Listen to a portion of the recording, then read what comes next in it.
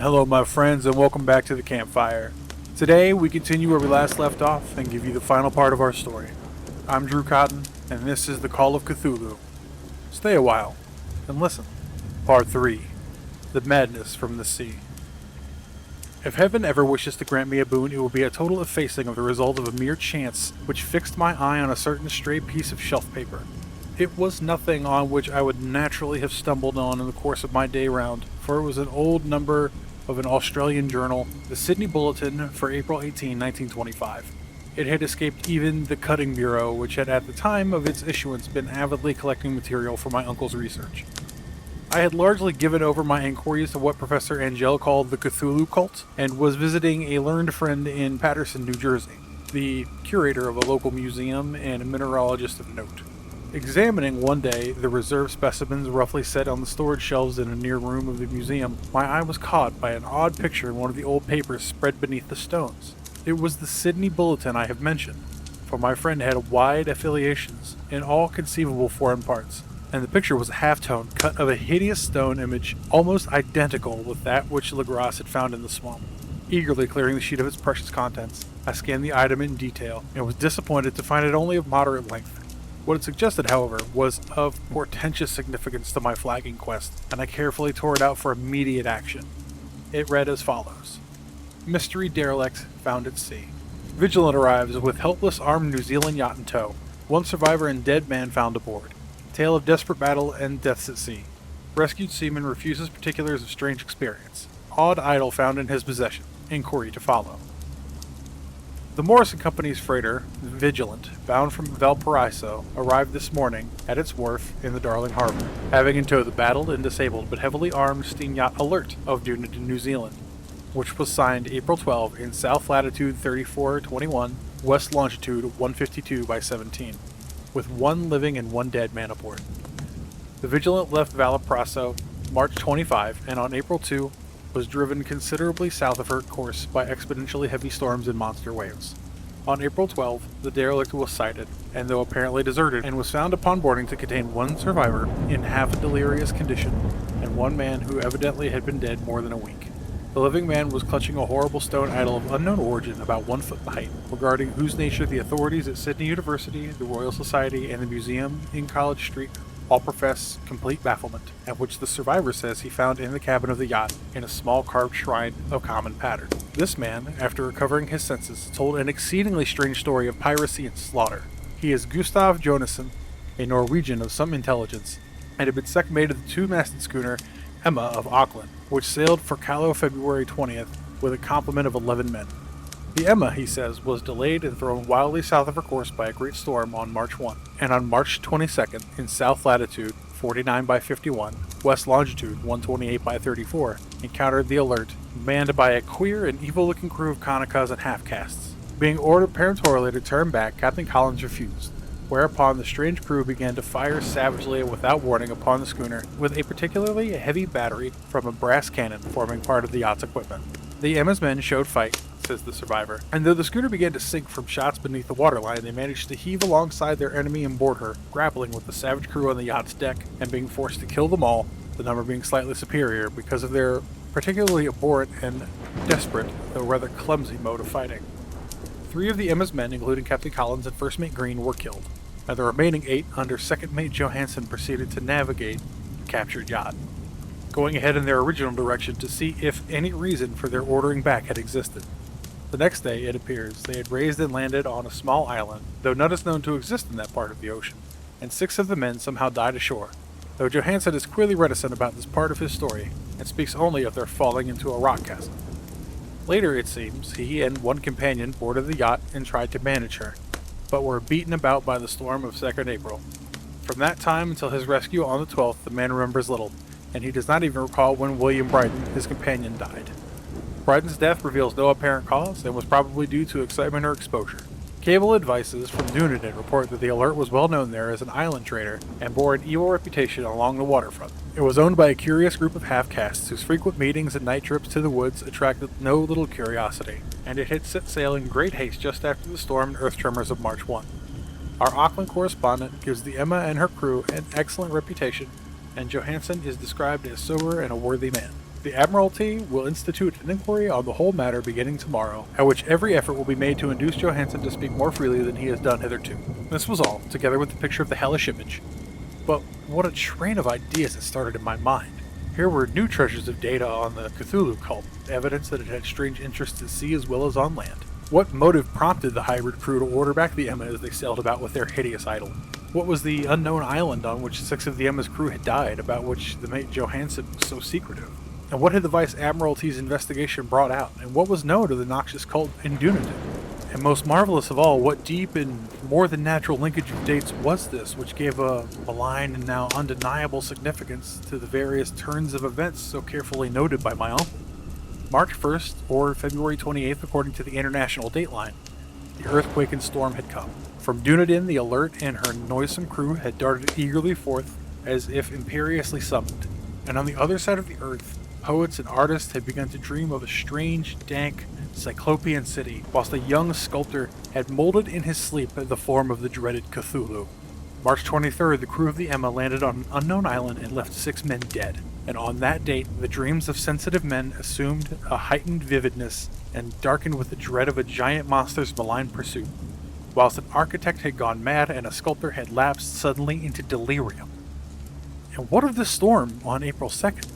The date on which all the dreams of the dank city ceased and Wilcox emerged unharmed from the bondage of strange fever. What of all this, and of those hints of old Castro about the sunken, star-born old ones and their coming reign, their faithful cult and their mastery of dreams? Was I tottering on the brink of cosmic horrors beyond man's power to bear? If so, they must be horrors of the mind alone, for in some way the 2nd of April had put a stop to whatever monstrous menace had begun in the siege of mankind's soul.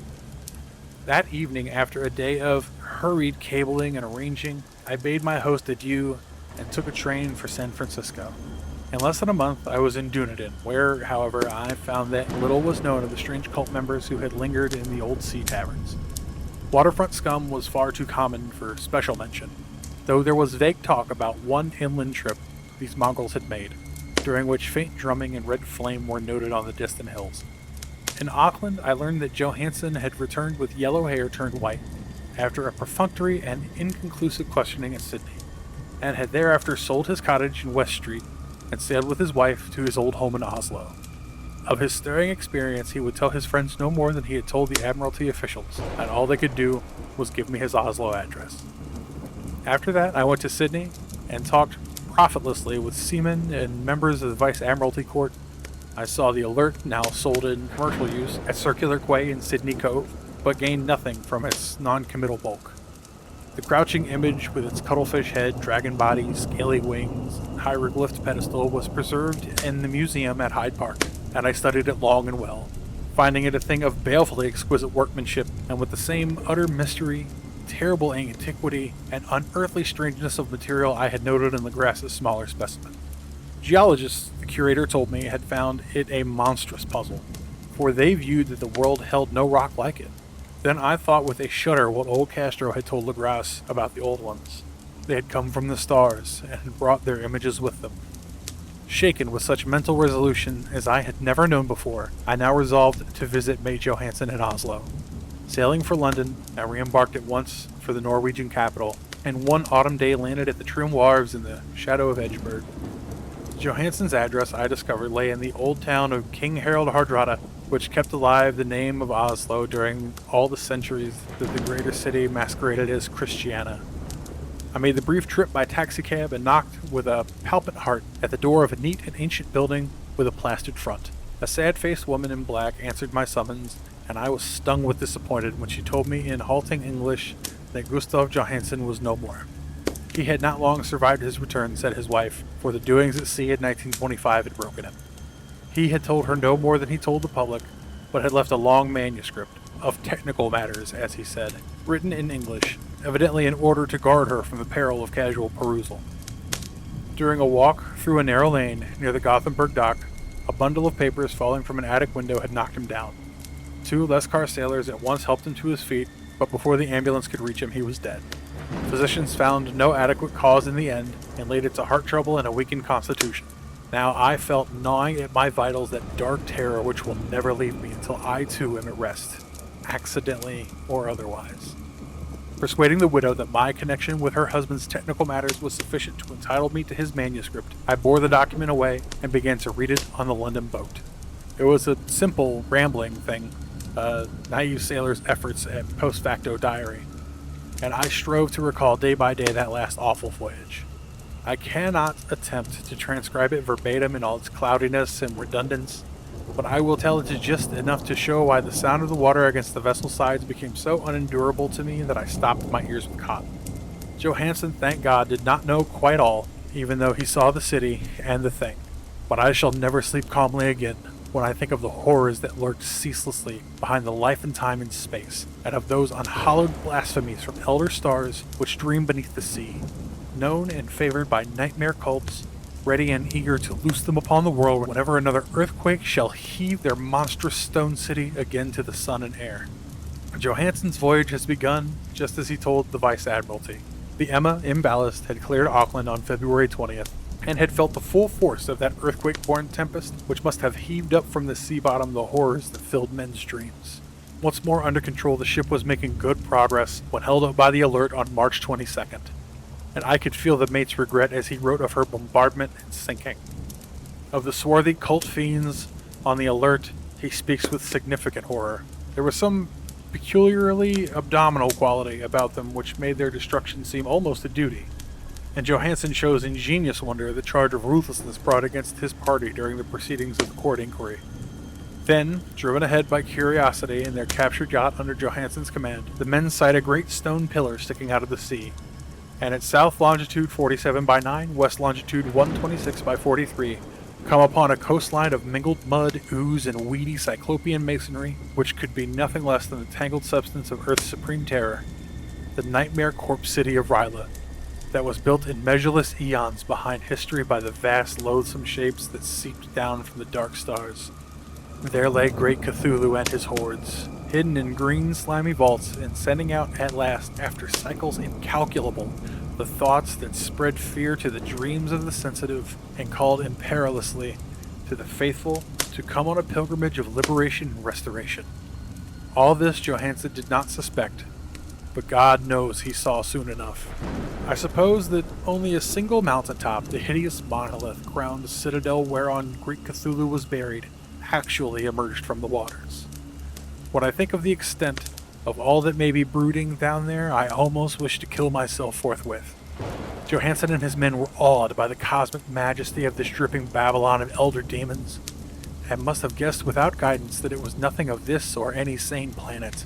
Awed at the unbelievable size of the greenish stone blocks, and the dizzying height of the great caverned monolith, and the stupefying identity of the colossal statues and bas-reliefs with queer image found in the shrine on the Alert, is poignantly visible in every line of the mate's frightened description.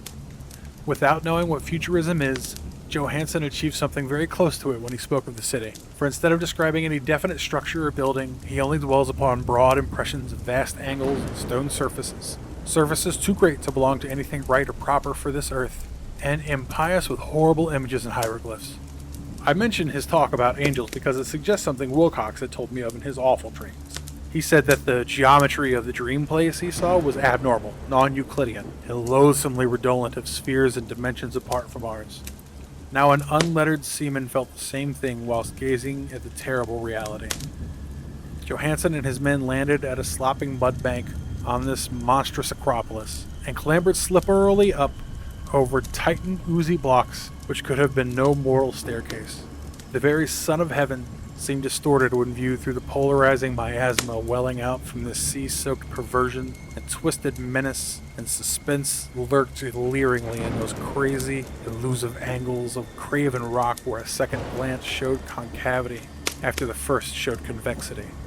Something very like fright had come over all the explorers before anything more definite than rock and ooze and weed was seen. Each would have fled had he not feared the scorn of the others, and it was only half-heartedly that they searched, vainly as it provided, for some portable souvenir to bear away. It was Rodriguez, the Portuguese, who climbed up the foot of the monolith and shouted out what he had found. The rest followed him and looked curiously at the immense carved door with the now familiar squid dragon bas-relief. It was, Johansen said, like a great barn door, and they all felt that it was a door because of the ornate, lintel, threshold, the jambs around it, though they could not decide whether it lay flat like a trapdoor or slantwise like an outside cellar door. As Wilcox would have said, the geometry of the place was all wrong. One could not be sure that the sea and the ground were horizontal, hence the relative position of everything else seemed phantasmally variable. Bryden pushed at the stone wall in several places without result. Then Donovan felt over it delicately around the edge, pressing each point separately as he went. He climbed intermittently along the grotesque stone molding. That is, one would call it climbing if the thing was not, after all, horizontal. And the men wondered how any door in the universe could be so vast. Then, very softly and slowly, the acre-gray lintel began to give inward at the top, and they saw that it was balanced. Donovan slid or somehow propelled himself down or along the jamb and rejoined his fellows, and everyone watched the queer recession of the monstrosity-craven portal. In this fantasy of prismatic distortion, it moved anonymously in a diagonal way, so all the rules of matter and perspective seemed upset. The aperture was black with a darkness almost material. That tenebrousness was indeed a positive quality, for it obscured such parts of the inner walls as ought to have been revealed, and actually burst forth like smoke from its aeon-long imprisonment, visibly darkening in the sun as it slunk away to the shrunken and gibbous sky on flapping membranous wings. The odor rising from the newly opened depths was intolerable, and at length the quick-eared Hawkins thought he heard a nasty, slopping sound down there. Everyone listened, and everyone was listening still when it lumbered slobberingly into sight and gropingly squeezed this gelatinous green immensity through the black doorway into the tainted air outside of that poisoned city of madness. Poor Johansen's handwriting almost gave out when he wrote of this, of the 6 men who never reached the ship. He thinks 2 perished of pure fright in that accursed instant.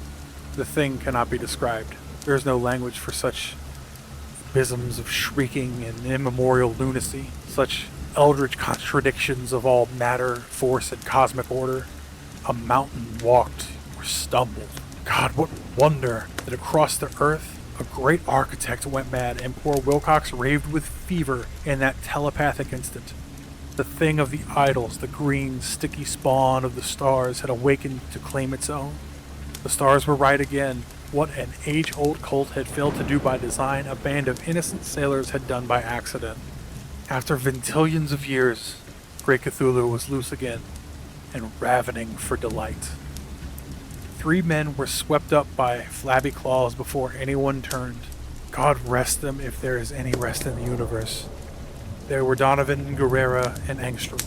Barker slipped as the other 3 went plunging frenziedly over endless vistas of green-crusted rock to the boat. And Johansen swears he was swallowed up by an angle of masonry which shouldn't have been there. An angle which was acute, but behaved as if it were obtuse. So only Bryden and Johansen reached the boat, and pulled desperately for the alert as the mountainous monstrosity flopped down the slimy stones and hesitated, floundering at the edge of the water. Steam had not been suffered to go down entirely, despite the departure of all hands for the shore, and it was a work of only a few moments of feverish rushing up and down the wheel and engines to get the alert underway. Slowly, amidst the distorted horrors of that indescribable scene, she began to churn the lethal waters, whilst on the masonry of that charnel shore that was not of earth, the titan thing from the stars slavered and gibbered like Polyphemus, cursing the fleeing ship of Odysseus. Then, bolder than the storied Cyclops, great Cthulhu slid greasily into the water and began to pursue with a vast, wave-raising stroke of cosmic potency. Bryden looked back and went mad, laughing shrilly, and he kept on laughing at intervals until death found him one night in the cabin whilst Johansen was wandering deliriously. But Johansen had not given out yet. Knowing that the thing could surely overtake the alert until steam was fully up, he resolved on a desperate chance, and setting the engine for full speed, ran lightning-like on the deck and reversed the wheel.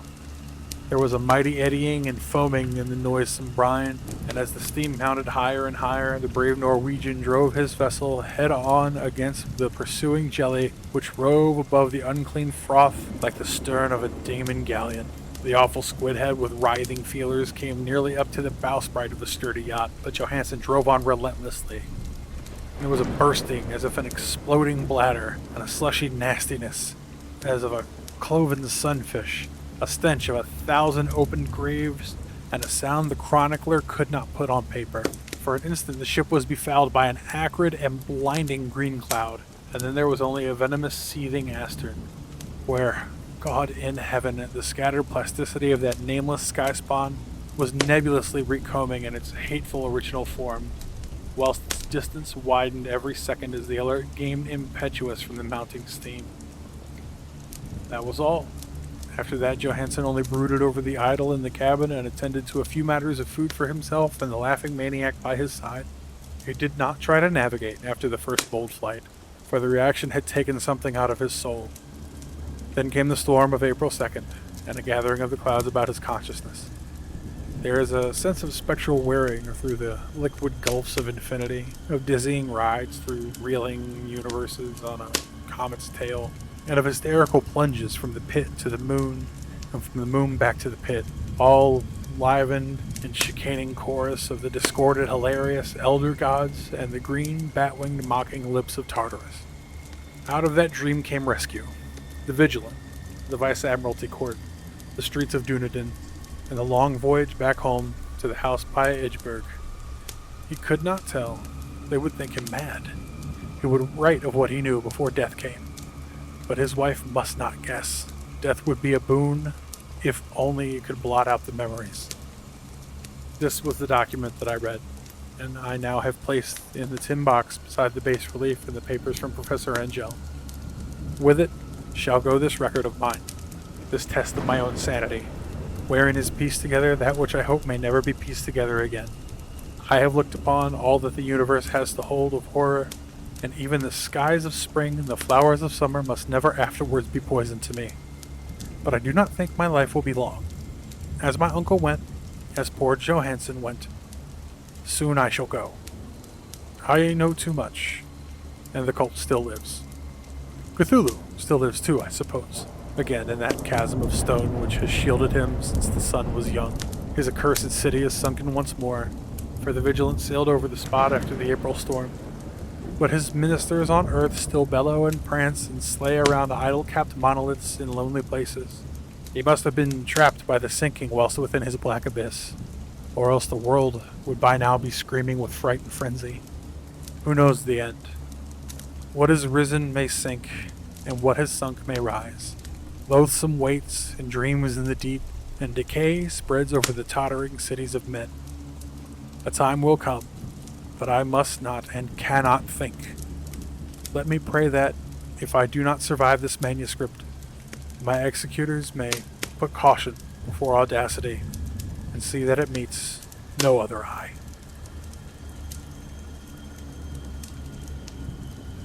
Thank you so much for staying and listening to our story today. We appreciate you staying for all 3 parts of the Call of Cthulhu. It was a larger project for such a small show.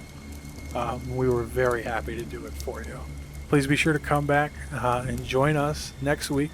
If you enjoy the show, please like, share, follow, subscribe, review, comment. Every little thing you can do to interact with us is immensely helpful in ways we cannot begin to describe. Until next week, I am Drew Cotton, and you should stay a while and listen.